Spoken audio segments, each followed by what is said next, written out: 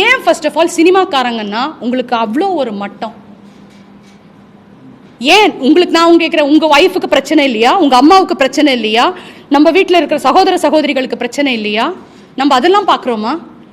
எங்கள் உயிர் ஊசலாடிட்டு இருக்கிற டைமில் என்னை பெட்ஷீட் போட்டு மூடி கொண்டு போய் ஆம்புலன்ஸில் வைக்கும் போது ஃபோட்டோ எடுக்கிறதுக்கு பெட்ஷீட் எல்லாம் கழட்டிட்டு இதோட ஒரு ஃபோட்டோ எடுக்கிறேன்னா ஒரு 2 மினிட்ஸ் அங்கே வந்துட்டு லைஃப் போகிற ஒரு ரீதியில் இருக்கிற ஒரு பர்சன், உசுறு போகிற நிலைமையில் இருக்கிற ஒரு பர்சனை அங்கே ஒரு 2 மினிட்ஸ் நிறுத்திட்டு வெயிட் பண்ணுங்க, ஃபோட்டோ இப்போ எடுத்துகிட்டு போங்க. என்ன சார் சமூகத்தில் வாழ்ந்துட்டுருக்கோம் நம்ம?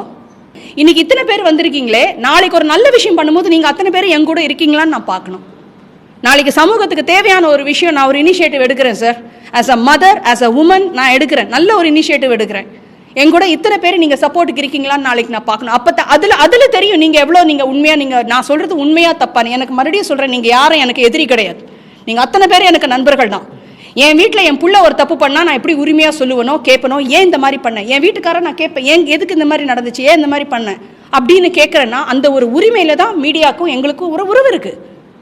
நாளைக்கு எந்த விஷயம் பண்ணாலும் நீங்கள் எங்களுக்கு உங்களோட சப்போர்ட் இல்லாமல் நான் பாடுற ஒரு 4 பாட்டு யாருக்கும் போகாது. உங்களை நீங்கள் இல்லாமல் நாங்கள் இல்லை, ரசிகர்கள் இல்லாமல் நாங்கள் இல்லை, மீடியா இல்லாமல் நாங்கள் இல்லை. நம்ம சேர்ந்து ஒரு நல்ல விஷயத்துக்கு சேர்ந்து ஒர்க் பண்ணணுமே தவிர்த்து எங்கள் மேலே நீங்களே சேர்த்த வாரி அடித்தா அப்புறம் நாங்கள் எங்கே போகிறது?